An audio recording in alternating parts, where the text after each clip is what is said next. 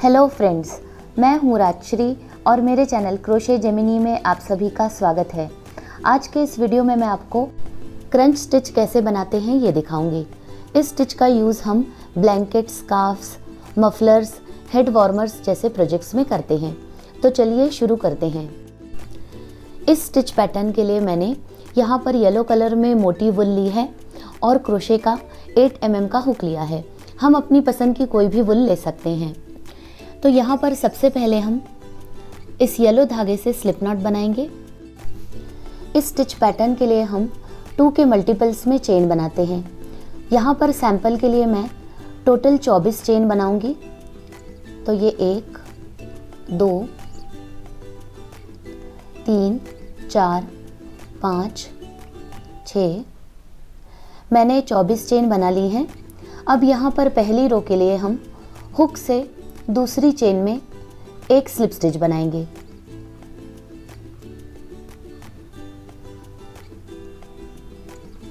तो ये दूसरी चेन में हमारा स्लिप स्टिच बन गया। अब इसके बाद ये जो अगली चेन है इसमें हम एक हाफ डबल क्रोशे स्टिच बनाएंगे। हाफ डबल क्रोशे के लिए हम धागे को हुक पर लेते हैं और तीनों लूप्स में से धागे को निकाल लेंगे। तो ये हमारा हाफ डबल क्रोशे बन गया। अब इसके बाद ये जो अगली चेन है इसमें हम एक स्लिप स्टिच बनाएंगे।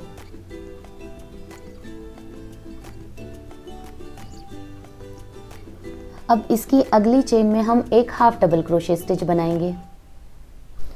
अगर आपको क्रोशे के बेसिक स्टिचेस सीखने हो तो इस वीडियो की डिस्क्रिप्शन बॉक्स में मैं सभी बेसिक स्टिचेस की लिंक दे रही हूँ, आप उस पर जाकर देख सकती हैं। अब यहाँ पर अगली चेन में हम एक स्लिप स्टिच बनाएंगे।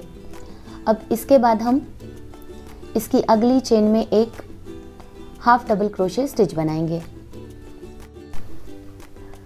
अब इसके बाद की चेन में हम एक स्लिप स्टिच बनाएंगे और इसकी अगली चेन में हम एक हाफ डबल क्रोशे स्टिच बनाएंगे। हमें एक स्लिप स्टिच, एक हाफ डबल क्रोशे, इसी को इस पूरी रो में रिपीट करना है। मैंने इस फर्स्ट रो को कंप्लीट कर लिया है। यहाँ पर इस क्रंच स्टिच पैटर्न में हमने स्लिप स्टिच से शुरुआत की थी, तो हमारी जो लास्ट की स्टिच है ये भी स्लिप स्टिच आनी चाहिए। इसमें हमारी फर्स्ट स्टिच भी स्लिप स्टिच है और लास्ट स्टिच भी स्लिप स्टिच बनेगी।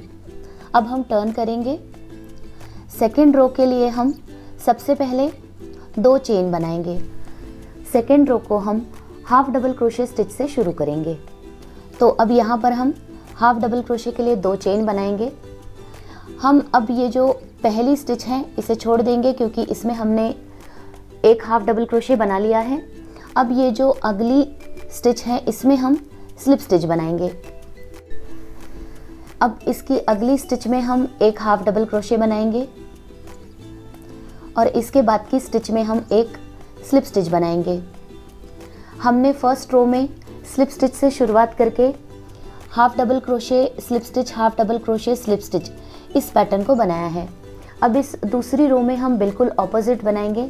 हम पहली स्टिच हाफ डबल क्रोशे बनाएंगे और इसके बाद हम स्लिप स्टिच बनाएंगे। इस सेकेंड रो में हमारी जो लास्ट स्टिच है ये हाफ डबल क्रोशे आनी चाहिए। हम स्लिप स्टिच के ऊपर हाफ डबल क्रोशे बनाएंगे और हाफ डबल क्रोशे के ऊपर स्लिप स्टिच बनाएंगे। मैंने इस सेकेंड रो को भी कंप्लीट कर लिया है और अब ये जो हमारी लास्ट स्टिच है इसमें हम एक हाफ डबल क्रोशे स्टिच बनाएंगे। हमारी फर्स्ट स्टिच भी हाफ डबल क्रोशे स्टिच है और हमारी लास्ट स्टिच भी हाफ डबल क्रोशे स्टिच है। तो अब यहाँ पर हम थर्ड रो के लिए सबसे पहले एक चेन बनाएंगे। अब हम थर्ड रो में पहली स्टिच में एक स्लिप स्टिच बनाएंगे। थर्ड रो हमारी फर्स्ट रो के जैसी ही बनेगी। अब ये जो अगली स्टिच है इसमें हम एक हाफ डबल क्रोशे स्टिच बनाएंगे।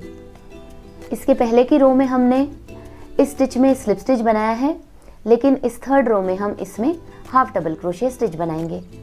अब अगली स्टिच में एक स्लिप स्टिच बनाएंगे। अब फिर से इसके बाद की स्टिच में एक हाफ डबल क्रोशे स्टिच बनाएंगे।